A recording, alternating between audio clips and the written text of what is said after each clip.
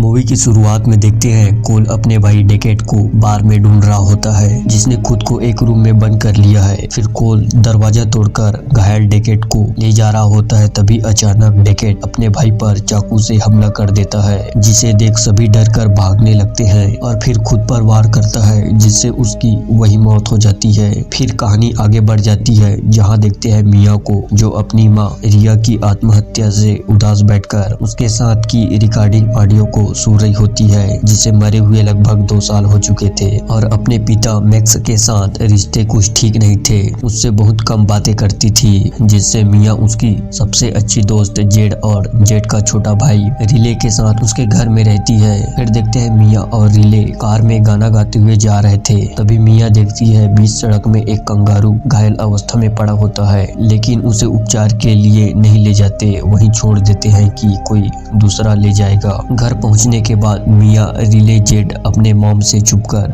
हेले और जॉर्ज द्वारा आयोजित एक हाउस पार्टी में जाते हैं जहां जेड का बॉयफ्रेंड डेनियल भी वहां मौजूद होता है। फिर पार्टी को और भी मजेदार बनाने के लिए एक गेम खेलते हैं जिसमें एक शक्तिशाली कटा हुआ सापित हाथ होता है जिसका उपयोग वे मोमबत्ती जलाकर और यह कहकर की आत्माओं को बुलाने के लिए करते हैं।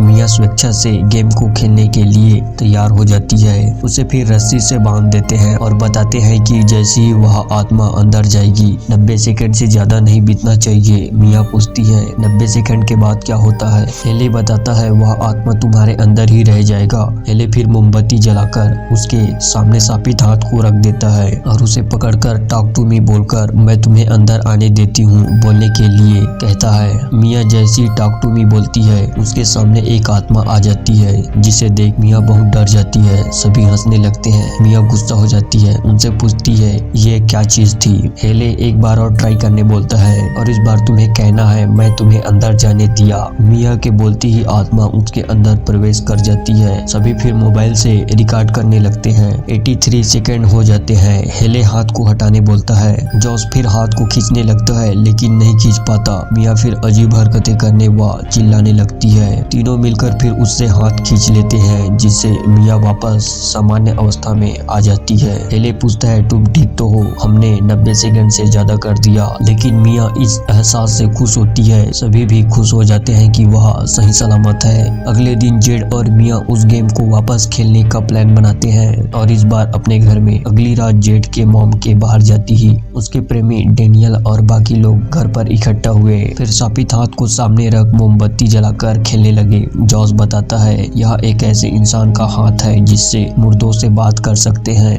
सभी बारी बारी से खेलने लगे, मौज करने लगे। समय से पहले सापित हाथ को हटा देते हुआ मोमबत्ती को बुझा देते। उनके मौज को देख रिले और उसके दोस्त को भी खेलने का शौक हो जाता है। वे उन्हें मना करते हैं कि इसे 18 से कम उम्र के बच्चे नहीं खेल सकते। रिले जीत करता है लेकिन उसकी बहन जेड खेलने से मना करती है कि इससे तुम्हें खतरा हो सकता है। इस बात पर जेड और रिले के बीच बहस हो जाती है जिससे जेड उदास होकर वहाँ से चली जाती है। रिले फिर मिया से कहती है, मिया बताती है कि ये तुम्हारे लिए खतरनाक साबित हो सकता है। रिले रिक्वेस्ट करता है कि सिर्फ 50 सेकंड तक ही खेलेगा। मिया उसकी बात मान लेती है, उसे फिर चेयर पर बैठाकर रस्सी से बांध देते हैं। रिले फिर कहता है टॉक टू मी, मैंने तुम्हें अंदर जाने दिया। हेले टाइमर स्टार्ट कर देता है, तभी रिया की आत्मा उसके शरीर में प्रवेश करके मिया से बातचीत करती है। हेले कहता है 50 सेकंड हो गया, लेकिन मिया उसे रोक लेती है और अपने माँ से बात करने लगती है। समय सीमा पार हो गई जिससे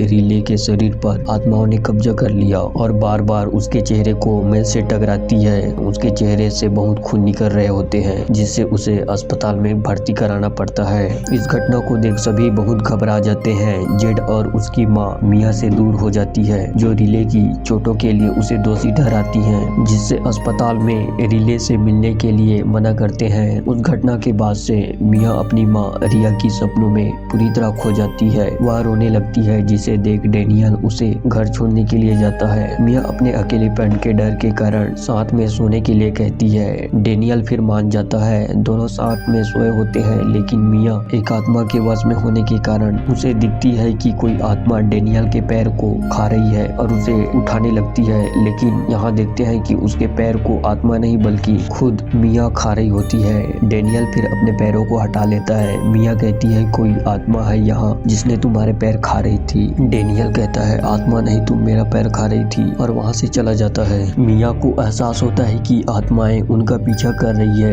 हेले के पास से चोरी छिपे शापित हाथ लेने के बाद मिया उसका उपयोग अपनी माँ रिया से संपर्क करने के लिए करती है, जो उसे बताती है कि उसकी मृत्यु पूरी तरह से आकस्मिक थी और कहती है कि उसे रिले की मदद करने की जरूरत है। हॉस्पिटल में देखते हैं जेड रिले से बात करने की कोशिश करती है, लेकिन अचानक रिले उस पर हमला कर देता है, जिससे जेड अपनी माँ को आवाज देती है। रिले फिर से खुद को चोट पहुंचाने लगता है। जेड बहुत डर जाती है। तभी डॉक्टर और उसकी माँ उसे बेड में लेटा देते हैं। अगले दिन सभी इस बारे में बात करते हैं। रिले कहता है इससे पहले भी डेकेट के साथ ऐसा ही हुआ था। मिया पूछती है ये डेकेट कौन है। जॉस बताता है मैंने ये शापित हाथ उसी से लिया था। उसने कहा कि उनको बिना हाथ के भी आत्मा दिखता है और एक दिन एक पार्टी के दौरान अपने भाई को चाकू से हमला कर दिया, फिर उसने खुद को मार डाला। सभी फिर कोल का पता लगाते हैं और डेकेट के बारे में पूछते हैं। कोल कुछ नहीं बोलता। जेड बताती है कि उसका भाई हॉस्पिटल में बहुत बुरे हालात में है। कोल कहता है तुम्हें ये करने से रोकना था, अब उनके जिस्म को छोड़ना होगा। वे जितने वक्त तक अंदर रहेंगे न ही वह कमजोर होता जाएगा। अब शायद देर हो चुकी है। मिया फिर एक उपाय निकालती है कि हमें मोमबत्ती बुझाकर इस खेल को पूरा करने की जरूरत है जो वे पहली बार में विफल रहे। जेड कहती है क्या तुम उस भयानक घटना को दोबारा